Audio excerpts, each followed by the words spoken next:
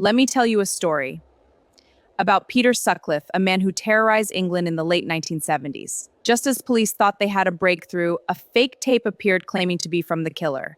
Let's dive into the story. In 1979, Britain was living in fear. A serial killer was hunting women across Yorkshire. The media called him the Yorkshire Ripper. Police were under pressure, the public wanted answers, and then something arrived that changed everything. A tape, a voice claiming to be the killer. But it wasn't just a clue. It was a lie, and that lie may have cost innocent women their lives. The investigation had been a frustrating series of dead ends. Then a new line of communication opened. It began with letters, followed by a cassette recording.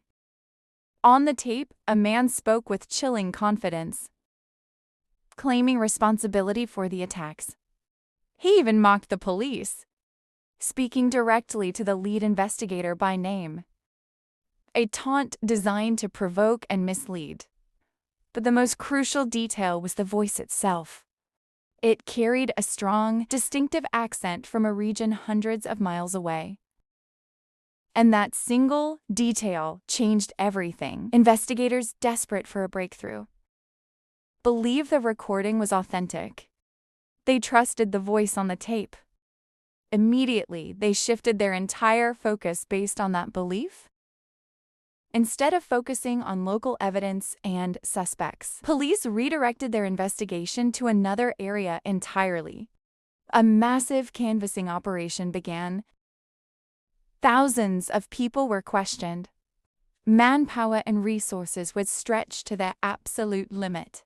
Precious time was lost, but as the weeks turned into months, forensic audio experts began to notice subtle inconsistencies. The tape hiss didn't match the supposed recording environment. The accent, while strong, felt coached, almost performed. Meanwhile, the real offender, a local man, remained unidentified. Free to move in the shadows of their misdirection, the case became a stark reminder of how easily a critical investigation can be derailed by false information, and how a single piece of evidence, when misinterpreted, can send justice down the wrong road, while the investigation followed the wrong lead. Tragically diverted by a calculated deception, more lives were lost. The real killer continued his attacks unchecked. Families were shattered not only by grief, but by the agonizingly slow pace of a misdirected investigation. A palpable sense of dread hung over entire communities, as women were warned not to venture out alone after dark. What makes this even more troubling is that the real suspect, Peter Sutcliffe, had been interviewed by police 9 times. But he was repeatedly overlooked because his Yorkshire accent didn't match the distinctive side accent on the tape, which had become the central pillar of the police profile. A single malicious lie had redirected an entire system, wasting precious time and resources. In 1981, Sutcliffe was finally arrested.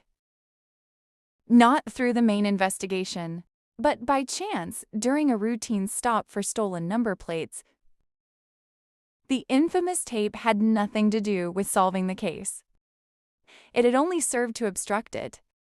Years later, with the case closed, investigators turned their attention back to the recording. They confirmed what many had long suspected: it was a hoax, created by a man who was not involved in the crimes, but whose actions allowed a killer to remain free. Through forensic analysis of saliva, DNA left on the envelope that contained the tape, the hoaxer was finally identified and held accountable for perverting the course of justice. Every case file tells a story, but some stories are darker, more tangled than they first appear, hiding layers of deceit beneath the surface of a brutal crime. This case is not just about a single act of violence, it's about the far-reaching consequences that ripple outward from it. The devastating consequences of violence that shatters lives in an instant, and the insidious consequences of deception, which poison a community's trust. After a painstaking investigation, the person who committed the crime was held accountable. But the story didn't end there. The one who created a calculated hoax was also brought to justice.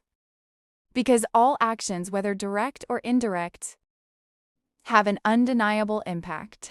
And no matter how long it takes or how deeply it's buried, the truth has a way of fighting its way into the light. Crime does not lead to power, success, or a clean escape. It leads only to harm, profound loss, and eventual accountability. And as history continues to show us time and time again, in the end, no crime truly goes unpunished.